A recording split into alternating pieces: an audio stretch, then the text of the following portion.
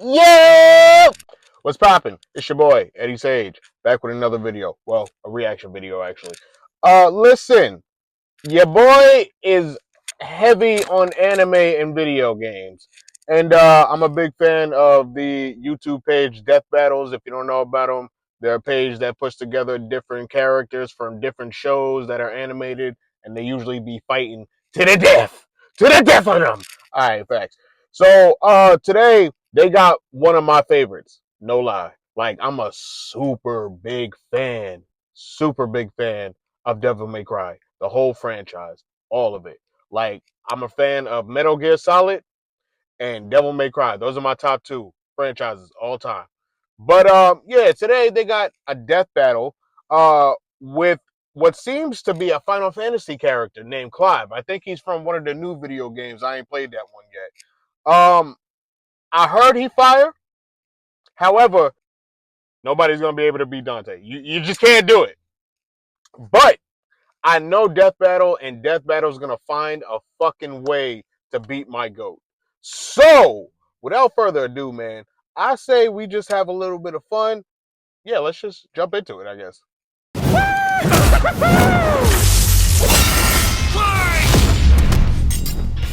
Dante versus Clive. DMs. Oh, also, y'all know what it is. Hey, spark it up. Let's go. Sees Devil Hunter versus Final Fantasy's Shield of Rosaria. He's Wiz and I'm Boomstick. And it's our job to analyze their weapons, armor, and skills to find out who would win a death battle.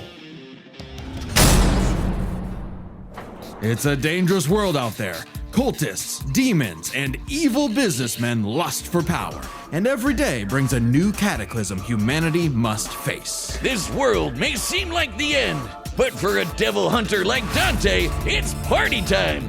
Who'd expect anything less from the son of the legendary demon Sparta? A dark knight who, thousands of years ago, woke up to justice and sealed away the demon lord, Mundus. But then Sparta mysteriously died, and his wife got iced by some demons, leaving Dante and his brother Virgil separated. Despite a long-gone family, Dante kept a chipper attitude and set up a business dedicated to one thing: killing demons! And with the blood of Sparta running through him, he's the best in the business. By harnessing his own demonic energy, Dante bolsters his speed, power, and durability, letting him block kaiju-sized punches, move faster than a meteor, and regenerate like an unstoppable force of nature. As long as he has the energy, he can heal from getting shot, stabbed, sliced through, basically anything. even without Damn, my man, 40 years old. That's crazy. I didn't know he was 40. I mean, he looked 40 now.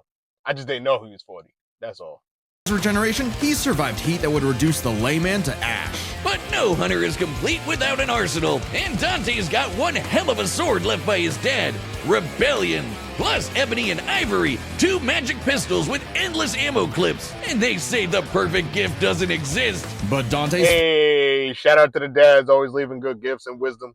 arsenal is far larger and stranger. Like King Cerberus, a shape-shifting set of elemental nunchucks. Cavalier, a pair of buzzsaws that are also a motorcycle. Balrog, fiery fisticuffs for boxing and capoeira. And Navan, a guitar. An electric guitar. There's also Lucifer, a backpack of endless laser swords that Dante got after slaying... Actually, we never see how he beat Lucifer. Yeah, you know someone's a badass when they off-screened the actual devil. Then there's my fave, Dr. Faust, a sentient hat that turns Dante into basically Orville Peck. Oh, and shoots crystallized demon blood. Dante needed this and much more when he got a warm welcome from the brother he thought long dead. In a twist of fate, Virgil was alive, Virgil. but went down a very different path. While Dante was partying, Virgil studied the blade, seeking the power he needed to exert his will, even if it meant killing his own brother. Something he came close to doing in their first meeting. But the defeat only spurred Dante's awakening. He learned to teleport using Trickster, slow down time through Quicksilver, and double-team foes with Doppelganger. With a slick pose and the right timing, he can royal guard dang near anything, then use the absorbed energy to armor up as a dreadnought. And then there's Devil Trigger, a super form Dante achieves through his supernatural power. By tapping into his inner demon, Dante can fly and gains an enormous boost in speed and power. Naturally, his rematch with Virgil went very differently, and that was far from Dante's peak. When Mundus got up to his old tricks, Dante battled the Demon Lord in a vast sea of stars, a universe Mundus created on a whim.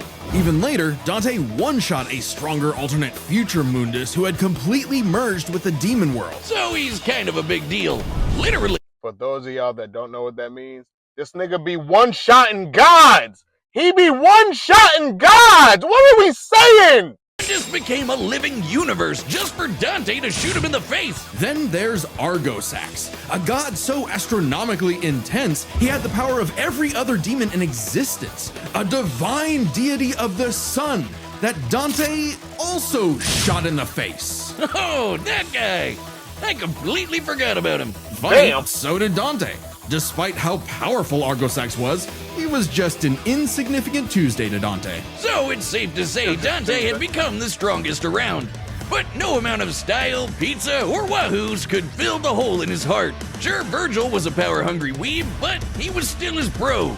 Beneath Dante's antics, killing the last of his family kinda messed him up. Until he learned his family wasn't as gone as he thought. It turns out he had a nephew, Nero, who Dante would help get into the family business in his own unconventional way. And for dead weight, Nero was pretty badass, even helping Dante take on the so-called Demon King Urizen. Nero's Devil Breaker arm can Hey, shout out to the character Nero. He's voice acted by my favorite voice actor, Johnny Bosch, man. Old school black Power Ranger. You know what I'm saying, man? You know what I'm saying, man? And all things considered, he's happy slugging it out with his bro. Maybe happier than he's ever been. Proof that as long as you have the human drive, even hell can become a paradise sweet enough that a devil may cry. Poetic. Poetic. Clive Rosfield, a man destined to be a dominant, the host to a mighty guardian icon. Anybody who's a dom can draw on magic life juice called ether, becoming a life big juice, scary crazy. monster. And commanding the element they embody to create storms, slay armies, and split the sea. Dominants are forces of nature, and Clive would be the dominant of the Phoenix. Well, he was supposed to, but Big Bird said no thanks and instead picked his sick little brother Joshua. Parents don't play favorites, but I guess ancient monsters can. All right, real quick. I did play this before, but I played the demo, so not the whole thing. But nah, you know what? Homie is kind of tough. I ain't played the whole game, but I got enough to where I got like the first little. I think I got Ifrit, what they talking about right now. So yeah, he probably fire. I'm gonna say the downside to all that is Dante whooping that shit with no problem, and it's got a time limit on it. So I don't really see him winning at all. Like, I know he probably got, like, Shiva and the rest of them, but, you know, I don't really see these motherfuckers being a threat too much to Dante, especially when he hits Devil Trigger. Like, I think it's over. Couldn't control it. He didn't even remember becoming Ifrit or battling the Phoenix in a fight that reduced everything he loved to cinders, leaving Joshua presumed dead.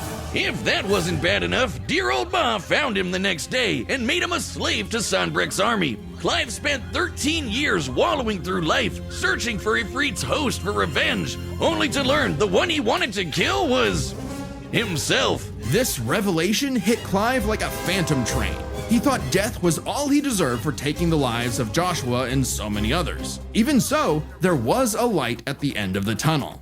A mysterious power that lets him absorb icons, Clive took Garuda, an avian with sharp slashes and sharper talons. so locked From in Sid, right now. he received Ramuth, so he could summon lightning. From his Bay Jill, he got Shiva to freeze lava and Yeah, even there time we go. itself. With Titan, Shiva he that can bitch. block and absorb blows with earth-shattering fists. From this Dragon Prince, he got Ah, Bahamut and some deadly lasers. And through Odin, he can slow the flow of time That's a good and one. slice apart the fabric of space.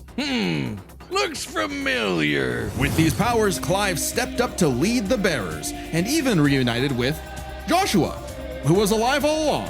Surprise! Clive spent 5 years freeing the land and became hot as hell while doing it. Well, no, not well, yeah, that way, but also through Ifrit. By using part of Ifrit's power, Clive can set himself aflame, activating Limit Break to boost his abilities. But Limit Break is far from Clive's limit. After absorbing the Phoenix essence from Joshua, he became Ifrit Risen. Now fully in control of the monster that had tormented him, he embraced his role as a shield for his brother and friends. Gee, this guy's got a future in shonen. Well, except we don't really know what happened to Clive. Whether he lived or died, though, doesn't really matter. It was his journey and the world he created that made his life meaningful. Clive's dream of a future where everyone can live and die on their own terms had become a reality. And his stories were written up in a book by a certain Joshua Rosfield, which he titled Final Fantasy. All right, so let me give my prediction before we get into this. Real quick, I just feel like because they just went to high depth about the people that Clive had defeated, like not the people, the gods and titans that Clive had defeated, that I feel like they're gonna give him an upper edge, only due to the fact that they really only talked about the weapons and shit that Dante has, and he has his abilities, but they're over here hyping up what he beat. But at the same time, I'm like, don't matter. It don't matter. You ain't gonna beat Dante, fam. Let's get into that shit though. I'm ready to see this.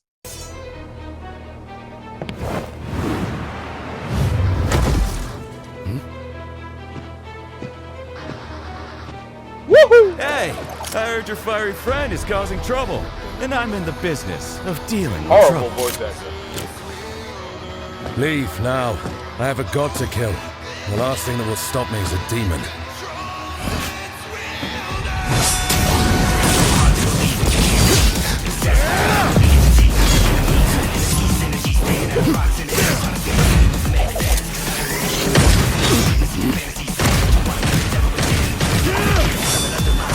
Hey, this shit crispy. Hey! Yeah, alright. That was nice. Woo! Come on! Ooh! Ooh! Come on, boy! Let's rock! Oh, that man turned into Prince NMJ. Stop it! Fancy yourself a bard? Please, man, he's pulling out all his shit.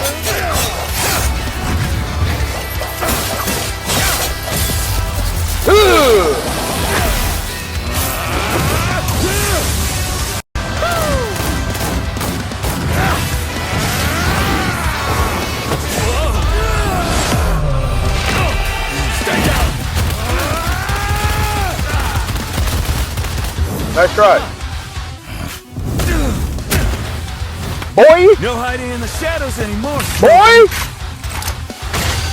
Don't play with this man. Don't play with this man. Don't play with this man. Time to see the light.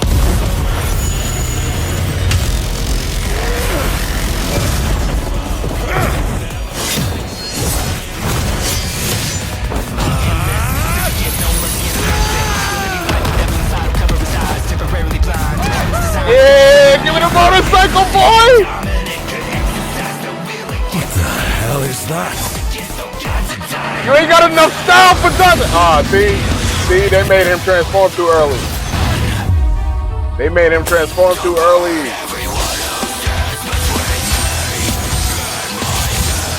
Come on now, come on now.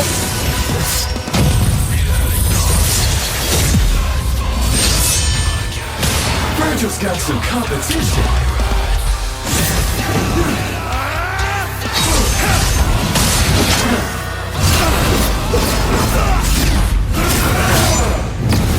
Come on, boy!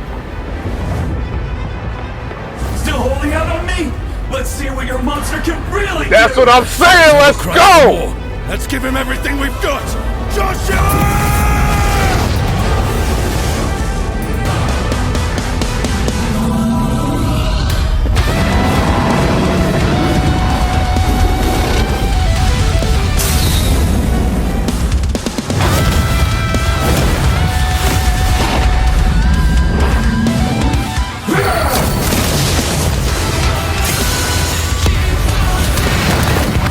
Underestimate you!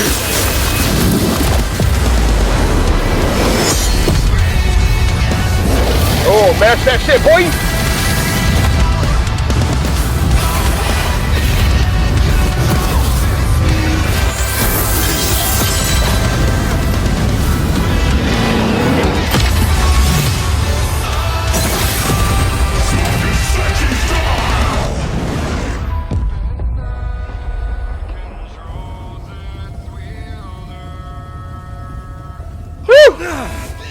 Hit.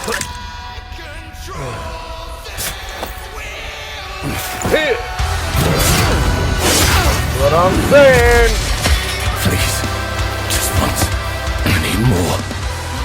It's been a bash, Smokey. Death Climb! I need Ifrit!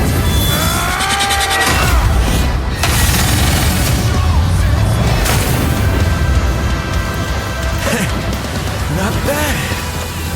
Not bad at all. After a fight like this, a god will be nothing.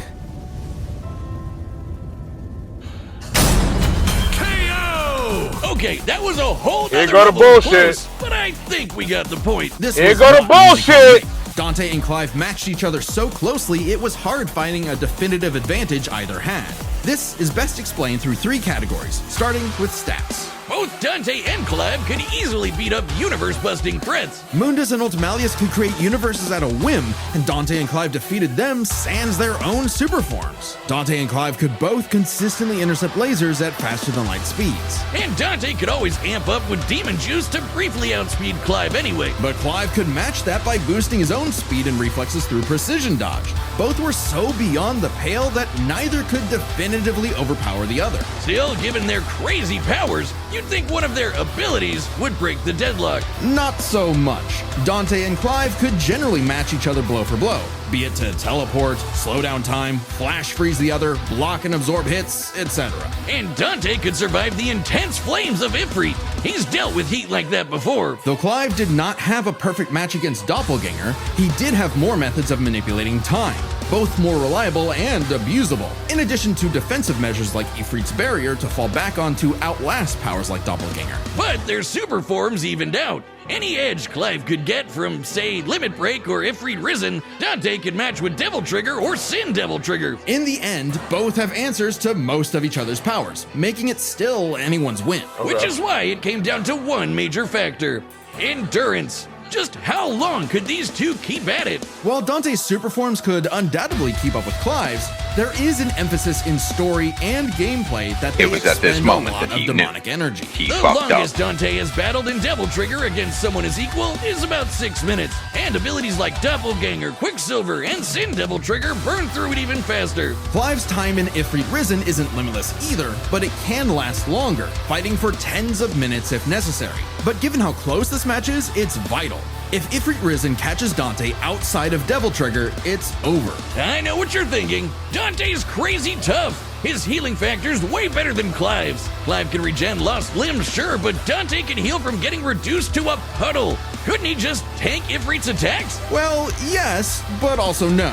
This is where context is everything. While no doubt impressive, Dante's healing has been overcome in the past because it is tied to how much energy he has. Less demonic energy means a less potent healing factor. Like when he got knocked out for a month straight by Urizen, only surviving thanks to a constant source of demon blood. Hell, overtaxing demon regen is how Dante killed Virgil in the first place. Even if we assume Dante could get a second wind, it's always possible Clive could get one too, becoming even stronger from pure willpower, just like when he fought Ultimalius. So, for as tough and persistent as Dante was, Clive was able to endure just that much more to get the final edge. Was in the details, but Clive's victory is no fantasy. I hate that The that winner makes sense. is Clive Fuck! Rosfield. Next time on Death Battle. What they got next time?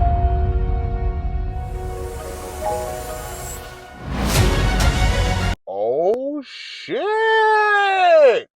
They got fucking Yu-Gi-Oh versus Pokemon next. Damn. Okay. All right. Well, my goat lost. I'm mad. Make sure to like, comment, subscribe. Peace.